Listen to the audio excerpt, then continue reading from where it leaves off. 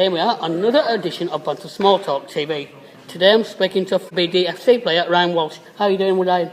I'm alright, mate. Thank you for giving me this opportunity tonight. No problem. First of all, I'm going to ask you, what do you do when you first get up in the morning? I go and have a coffee, get a shower and, just get ready to go out, general stuff, really. Yeah, how long have you been a member of BDFC and what's it feel like to play for him? And have you scored at what's it like to play at Valley Parade? I started in 2013 with the club, so I've been here a good few years now. I think playing at Valley Parade must have been the highlight of my playing career here, and also getting the Player of the Year award as well. That were really surprising. In my first season as well. I was really happy. Yeah, I think we've both done that, and then obviously next year it'll go to somebody else because we have an award ceremony every year, don't we? Yeah. And there's more than one prize, isn't there?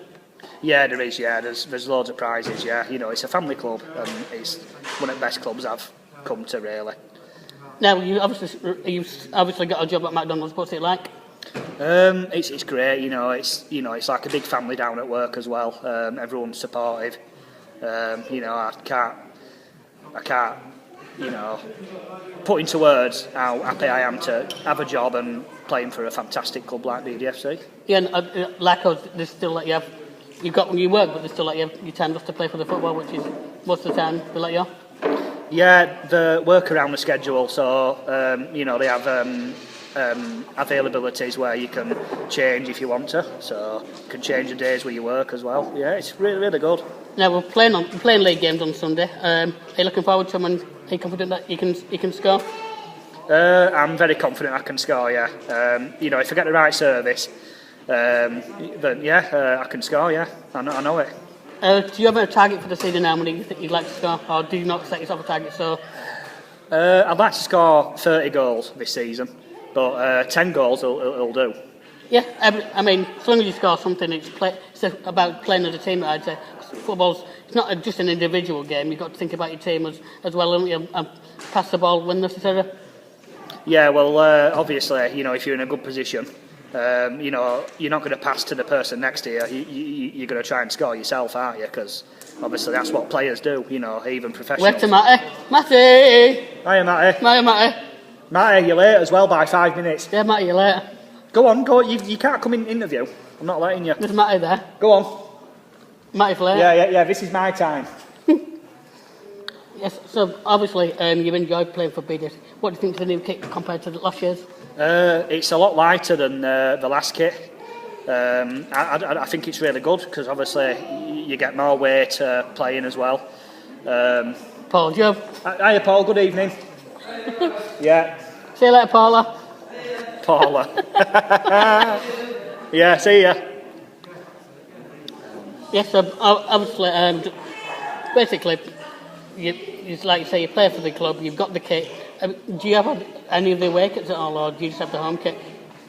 I think I've got one of the away kits at home.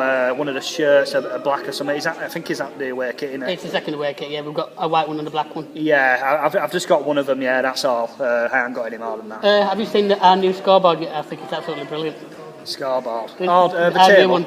Yeah, it's brilliant. Yeah. Really did you go to the game on Saturday? I didn't know. I was working Saturday.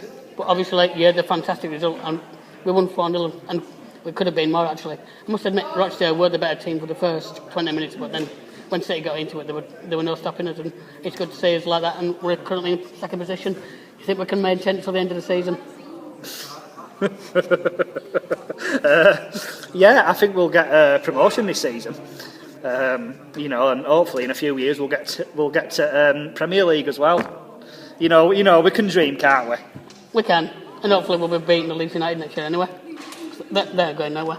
This is a message to the first team manager. Please pick me to play for Bradford City because I am a good player. I'm not just digging myself up here. So he says that, is it saying that to Stuart?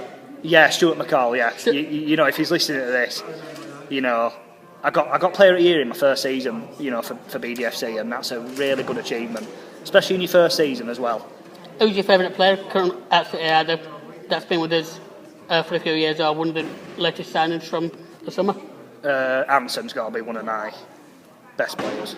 Yeah, he's scoring recently, and what I don't understand is why fans, when he's not scoring, why do they select him? Because it's not just about scoring goals, it's about creating, and he's good in the air as well. He wins most balls in the air, doesn't he? Yeah, but the thing is, when you're playing consistently and you're scoring every week, that's what the fans expect. They don't expect to have you having a goal drought. They expect you to score every week because that's what fans do. That's what they expect of your players and and stuff like that. Really, they expect consistency every week. So that's what my answer is to you. Yep. What's your predictions for this weekend's game against Southend? We're away. 3-0 to Bradford, I think. Yeah, I think they can either nick it 2-1 or I think I can see like a 1-0 draw. I'm confident that we won't lose that anyway. So basically, obviously you've been wanting to come on my radio show for quite a while. Have you managed to watch any of my other TV episodes or tune into my actual radio station yet? Yeah, I must say, Nick, you're a good interviewer. The work you do is extraordinary in the club and outside of the club. You're always willing to help and give that extra effort, that some players don't. But all players here, for BDFC, they're all great and, it's a good family here. Who do you enjoy playing with at BDFC? Is anyone in particular that you like to partner up with or anyone that you find it hard to play against? In training, that is, obviously. When we're training on Tuesday nights.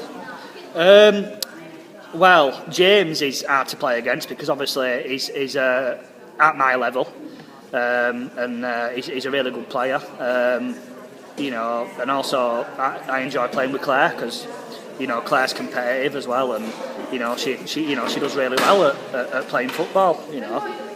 Yeah, and obviously we don't just play games. We do we'll play 1-on-1 and we'll warm up. We don't just go straight into a game. We'll do sort of different scenarios where we'll pass the ball to each other. Somebody will run on and score. Which is your favourite exercise in warming up? Which one do you prefer to do? Or is there any that you're not so keen on? I'm not so keen on doing running for quite a while because I'm a bit unhealthy at the moment. But you get fitter as each week goes on, don't you? Really, and it's different every week as well. It's not the same drill every week. It's different every week, and he tries new stuff. So the players don't get bored. So yeah, brilliant. Yeah. Now, the only thing that you weren't so happy with me, because you played at Valley Parade the other week. Yes, I have to stress this. Would you like to tell me what I didn't do, what I did do to the others? Well, people, what Nick did, it was eating a pie of some sort. I don't know what he was doing, right? But it was videoing my game at Valley Parade, and he missed my goal, but he got everyone else's goal. So I was quite miffed by that. I was quite disappointed in him. And apparently to the man himself, it was a wonder goal. It was a wonder goal because it were an half volley as well, and I had to turn awkwardly as well to score, and I just can't get my head around why you missed it. We'll get it next time. Paul's well. When I scored in league games, I know how you feel. Liam's missed mine and Paul's missed mine, so I know exactly how you feel. And obviously outside football, we socialise. It's like a family club, innit? We just we don't just play football. We have social events, and we went to WWE the other week. Did you enjoy it? And what did you think of the night? Well, I didn't go to WWE because it was full when I asked him if I could go, but yeah. But if we go next time, if you can, are you going to put your name down early so you can go? Yeah. I'll book time off work as well. And would you take any? Would you buy a shirt and would you wear any WWE gear, like a shirt or anything? Because I managed to get a John Cena one. Yeah. You can't see me. Stefan's here. Hello, Stefan. Hello. See you later, Stephanie.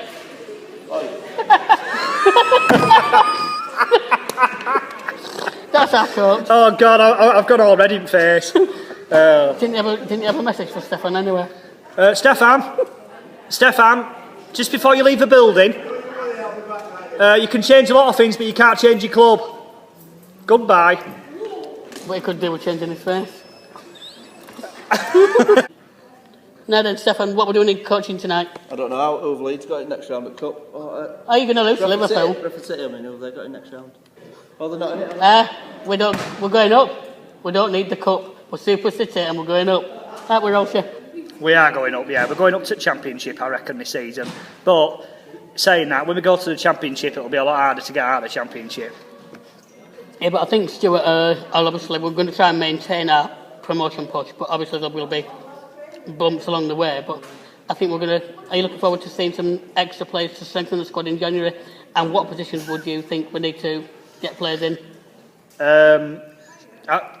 To be honest, I think we need four defenders and 2 strikers in January. I think you know the midfield is solid, but the defence is a bit shaky, and the attack needs to be more. It needs to be more bolstered at the front. Yeah, it just needs to be a bit more clinical up front. I mean, the players that we've got are brilliant, but we don't really want to get rid of them. Obviously, our ex-boss Phil is now at Bolton. I don't know whether he went to Bolton when we played him, but I was a bit disappointed that he didn't even acknowledge the fans, but which I thought he would have done. But like I say, we've got to move on. And when Stuart first came in, people didn't think he'd do that good job. I was confident that we'd be in the position that we were now. So, what did you think when Stuart McCall first joined us? I was glad to see him back personally. Well, he's an ex-player, I think, is he? And an ex-manager. I know. I obviously knew when he came back in, he'd be really good and stuff, and he's just a top guy, isn't he? Really, and, yeah, and I think he'll get Bradford into Premier League in a few years. He loves the club, so it's. I think you're best giving it to someone who loves the club, who's rather than looking at who's just coming to the club for the money. He's claret and amber in his heart. He played for it, and he's one. To him, he's one of the best clubs he's been at. Man United supporter. Boo, because I want Arsenal to win on Saturday. Oh, right, yeah, well, it's each to their own, isn't it? But I do follow Bradford because obviously I play for, Bradford BDFC. So I follow them, yeah. Yep, so we'll finish with one last question because we've got to get up to training now. If you had to describe BDFC in one word, what they mean to whether it's fantastic, great, what would you say? And also, what do you think to our coach, Paul Jubb? Well, it's a special club and it's a family.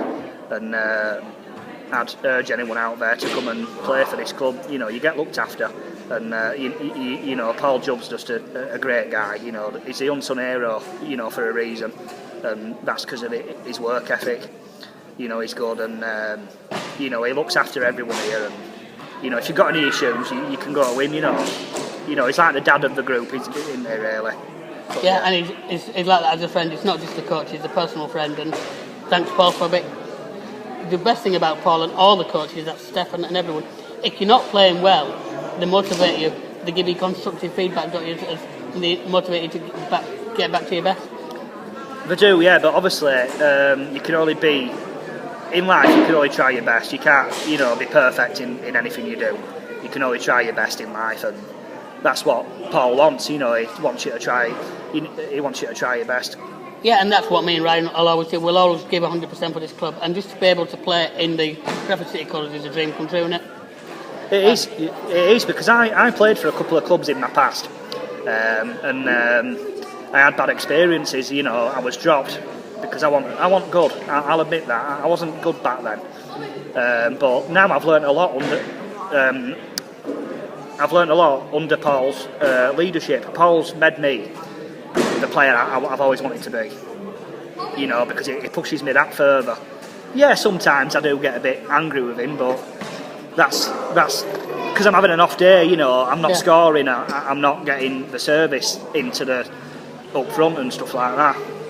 Yeah, it's the same. So, thank you, Ryan, for being interviewed. And obviously, my you pleasure. have to get it on Facebook and YouTube tonight, and that's what I will try and do during the England game. So, thanks for being interviewed, Ryan, and we'll make it up to training before Paul comes down and shouts, "Where are you?" Thanks very much, Nick.